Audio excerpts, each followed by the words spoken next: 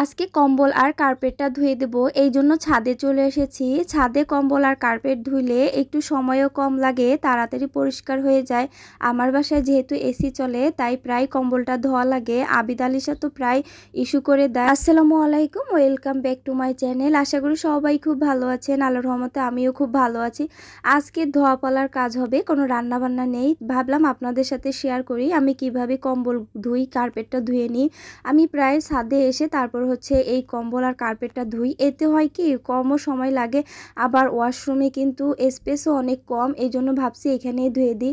তো এখানে এই যে আমি প্রথমে কার্পেটটা ভালো করে ভিজিয়ে রাখছি ডিটারজেন্ট আর পানি দিয়ে, যাতে ময়লাগুলো একটু আলগা হয়ে যায়। তো কার্পেটটা ভিজিয়ে রেখে আমি এখন কম্বল আর একটা কম্বলের যে কভার আছে এই কভারটা ধোয়ার জন্য ভিজিয়ে রাখবো কিছুক্ষণের জন্য। বাসার সমস্ত কাজ আমার নিজ হাতেই করি, এতে আমার ভালোও লাগে, কারণ কাজ করলে শরীর স্বাস্থ্য ভালো থাকে, মনটাও ভালো লাগে, সময়টাও কেটে যায়। তাই আমার কাজ সম্পূর্ণ আমি নিজেই করে থাকি। তো আমার বিছানার চাদর আর কম্বলটা ভিজিয়ে রাখছি। আর আমার বাসায় ধোয়াপালার কাজটা একটু বেশি হয়, কারণ আমার বাচ্চারা একটু বেশি নোংরা করে, কি আর করার, ওরা তো বুঝে না, এই জন্য ওরা যখনই নোংরা করে আমি ধুয়ে দিই। বিয়ের পর আর বিয়ের আগের জীবনটা কিন্তু একদমই ভিন্ন, কারণ বিয়ের আগে মেয়েরা একটু অন্যরকমই থাকে, মায়ের আদরে থাকে, বাবার আদরে থাকে, তাই কাজটাও তেমন একটা করে না।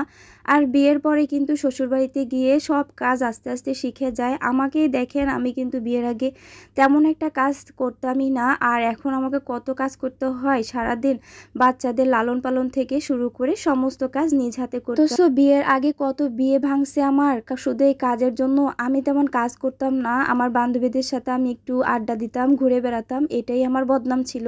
আমি গ্রামে হেঁটে বেড়াতাম, আর সেই গ্রামে হেঁটে বেড়া মেয়েটা এখন কত কাজ করে, তাই না? জীবনে যে কত বদনামের ভাগিদার হয়েছি তার কোনো শেষ নেই, আপনাদেরকে বলেও বোঝাতে পারবো না। যে দোষগুলো আমি কখনোই করিনি, যে অন্যায়গুলো করিনি, সেই অন্যায়গুলো আমার ঘাড়ে চাপিয়ে দেওয়া হয়েছে। কি আমার ভালো জায়গায় একটু বিয়ে হোক, আর তাদের যেহেতু মেয়ে ছিল সবসময় চিন্তা করতো যাতে বিয়ে ভেঙে দেবে, ভালো কোনো ঘর আসলে, ভালো জায়গায় বিয়ে হলে যদি তাদের থেকে উপরে উঠে যায়। এই জন্য কখনো বিয়ের সম্বন্ধ আসলে ওই রাস্তার মোড় থেকেই তারা বদনাম আদনাম করে তাদেরকে তাড়িয়ে দিত। এইভাবে আমার জীবনটা চলছিল। তবে আল্লাহ যদি চায় কেউই ঠেকায় রাখতে পারে না। তো আমার তো বিয়ে হয়েছে, তাই না, কেউ বিয়ে তো আর ঠেকায় রাখতে পারে নাই। তবে বিয়ের পরও এই কুকুরগুলো আমার পিছনে লেগেই ছিল।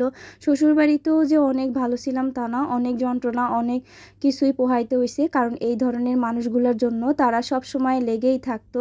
আল্লাহ এদের বিচার করবে, এটা ঠিক আছে, তবে আমি তাদেরকে কখনোই অভিশাপ দিব না। সব সময় বলবো এরা যেন ভালো থাকে, সুস্থ থাকে, আর সব সময় যেন আমার নামে বদনাম করে, কারণ বদনামের ধারায় আল্লাহ আমার ঘাট থেকে সব পাপ নিয়ে যাবে। তো এইখানে হচ্ছে যে আমার দেখুন কার্পেট ধোয়া হয়ে গেছে, কম্বল ধোয়া। আমার কোনো কথায় যদি আপনারা কষ্ট পেয়ে থাকেন অবশ্যই আমাকে মাফ করে দিবেন। আজকের ভিডিওটা এই পর্যন্ত। আল্লাহ হাফেজ।